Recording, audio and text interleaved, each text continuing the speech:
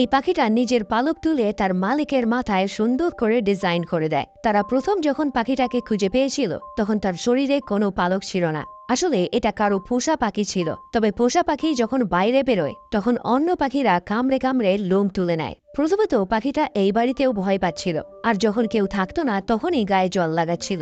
তবে তারা ধৈর্য ধরে এবং পাখিটার যত্ন করতে শুরু করে। প্রায় 1 বছর পরে পাখিটার আবার নতুন পালক গজিয়ে যায় এবং তারপর থেকে সে প্রতিদিন স্নান করত নিজেকে পরিষ্কার পরিচ্ছন্ন রাখার জন্য। হয়তো নতুন পালক পেয়ে সে আর এই পালকগুলোকে হারাতে চাইছিল না।